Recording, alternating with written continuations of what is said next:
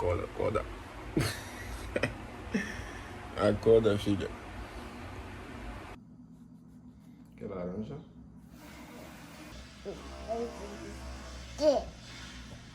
Laranja? Dá oi.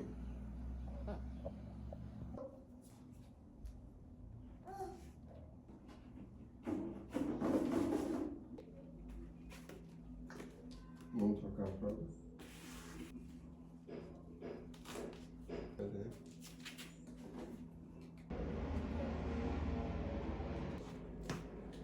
Tá bom, tá bom.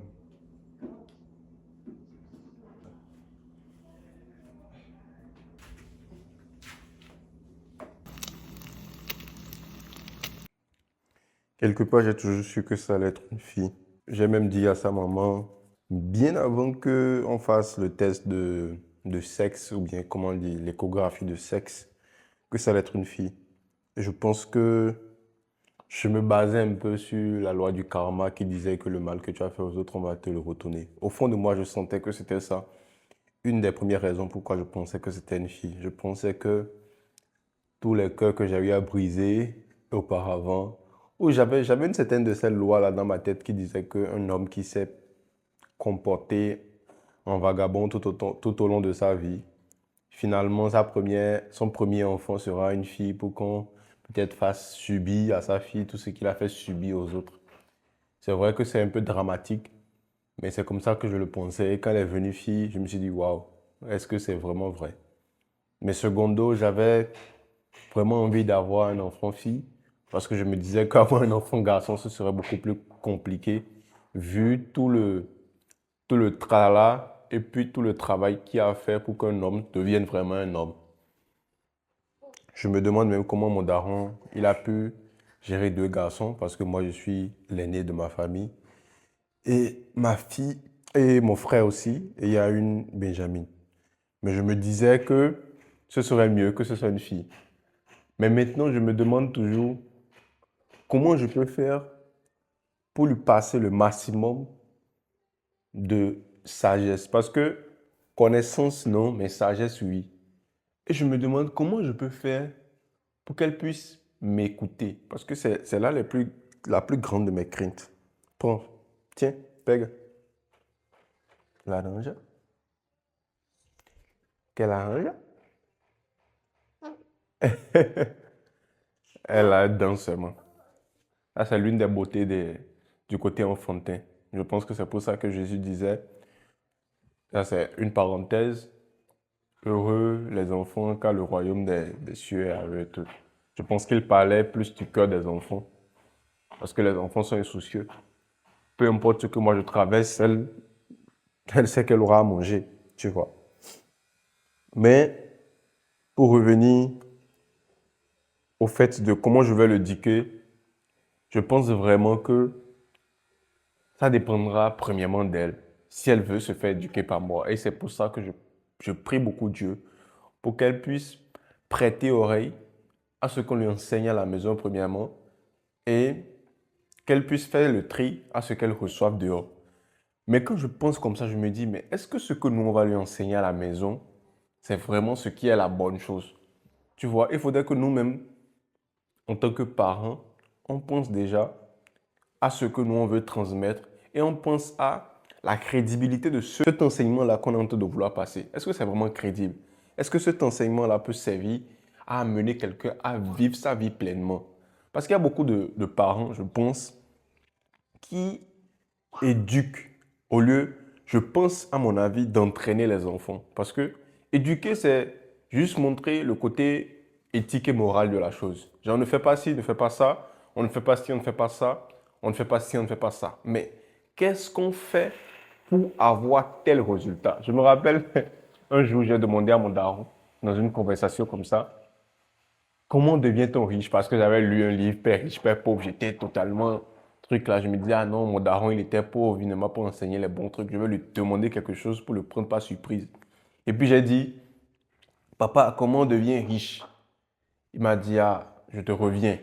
Et puis il m'a répondu après et tout. Mais mon daron, je ne vais pas lui jeter la pierre parce que c'était le genre de daron qui pouvait nous faire asseoir, qui pouvait nous donner des conseils de vie. Je me rappelle, à des moments donnés, il me réveillait à 4, 5 heures, 6 heures parfois, et me donnait des conseils de vie. Et ces conseils de vie-là m'ont impacté.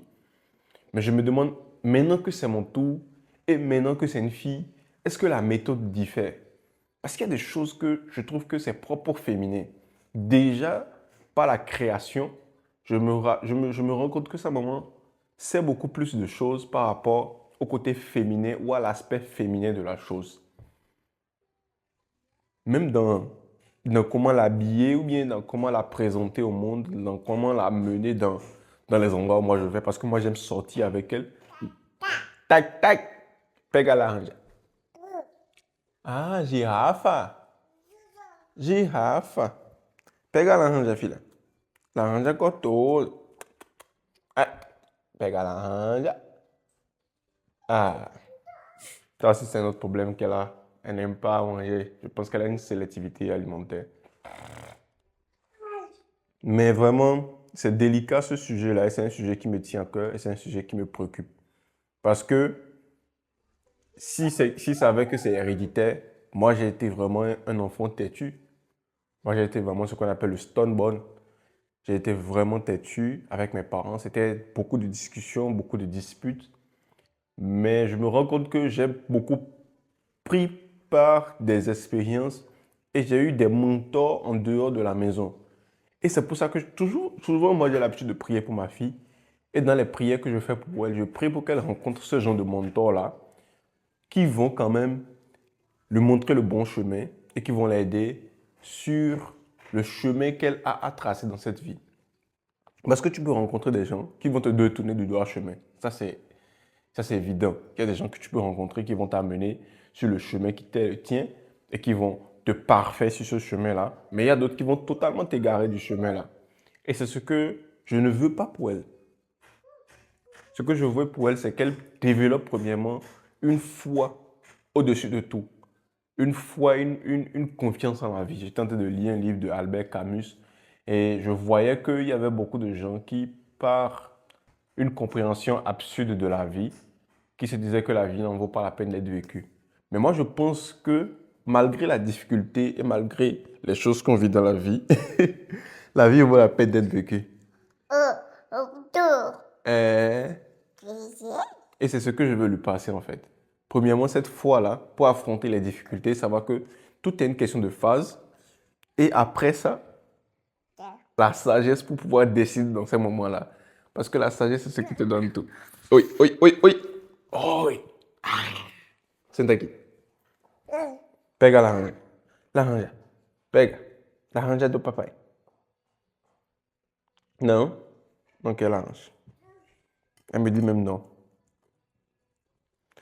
Et l'une des phases que je redoute aussi, ce sera la puberté. Je ne sais pas s'il y a déjà des parents ici qui m'écoutent et qui pourront me donner conseil. Mais c'est une des phases que je redoute le plus. Mais je me dis aussi que c'est une phase où, si on apprenait déjà à avoir une relation père-fille, où le dialogue est vraiment évident, où le dialogue est facile, parce que le dialogue n'a pas été facile avec mes parents à moi. Mes parents, moi, ne m'ont jamais dit je t'aime. Mes parents, moi, ne m'ont jamais pris dans leurs bras. Quand bien même ils ne le démontraient pas les actes. Mais le dialogue n'était pas ouvert. Tu ne pouvais pas dire ce que tu voulais. Tu ne pouvais pas dire ce que tu pensais. C'était c'était vrai, c'est une monarchie, après tout, la relation de parents et tout. Mais il fallait que, je trouve qu'il manquait de discussion. Il manquait le dialogue. Et c'est le dialogue là que je veux créer avec elle. J'ai besoin de créer ce dialogue avec elle parce que je pense que ça va beaucoup être utile, en plus qu'elle est une fille. Et en plus que je ne veux pas que ce pressentiment que j'ai au fond de moi, qu'il y a des prédateurs dehors qui voudront lui faire du mal, se réalise. Parce que ça va dépendre beaucoup du discernement qu'elle aura.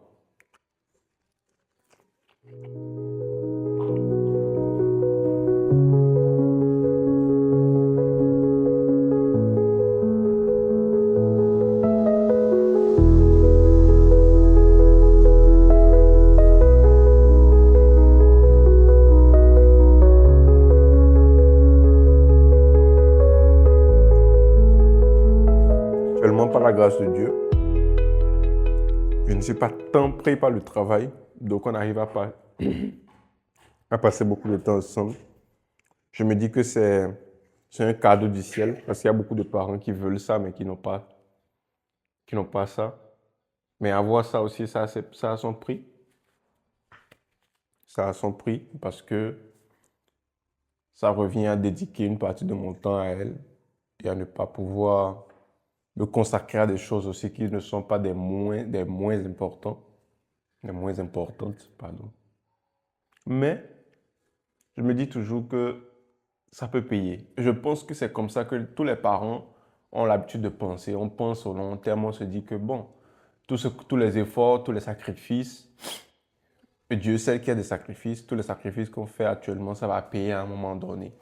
Et le payer qu'on dit là, c'est avoir un retour et avoir l'impression que on a vraiment planté une bonne semence dans ce monde. On a laissé un être humain qui va vraiment accomplir quelque chose de bien dans ce monde. Et je pense que c'est ce à quoi on pense quand on est en train d'éduquer et de former un enfant. Mais je pense vraiment que je vais la former. Et j'espère qu'elle va m'écouter parce que c'est ça le problème en fait. Est-ce qu'elle va m'écouter? Et est-ce que ce que moi je vais lui dire, ce sera quelque chose de positif, d'intéressant et de... C'est là que réside la nuance. Et c'est pour ça que je m'efforce de lire et d'acquérir le plus de sagesse et de connaissances possible pour pouvoir avoir le plus de réponses possible parce que les enfants et nos enfants ont des questions. Et à ces questions-là, tu vas donner des réponses. Et c'est ces réponses-là qui dépendront de comment elle va se comporter dans le monde. Je suis sûr que je me comporte de certaines manières aujourd'hui parce que j'ai eu certaines réponses à certaines questions. Ou bien même certaines affirmations que mon daron m'a données. Par exemple, on était là la dernière fois dans le groupe de la famille et mon daron vient, euh, calmez-vous, tous les moments difficiles que vous passez ne sont pas éternels, Dieu a un plan pour tous. Je sais que c'est des phrases qui peuvent sembler clichés, mais venant de ton père, venant de celui-là qui t'a mis au monde, venant de celui... Parce que je pense que nos parents sont nos anges gardiens. Mais venant de ceux-là, ça te donne encore une assurance. Tu sais encore vraiment que ça va passer. Parce que eux, ils ont déjà pris par tout ce que tu es en train de prendre aujourd'hui. Ils disaient non, ne prenez pas des risques inutiles. Tu vois. Et genre, je sais que j'écoute beaucoup mes parents aujourd'hui, mais je ne le faisais pas avant.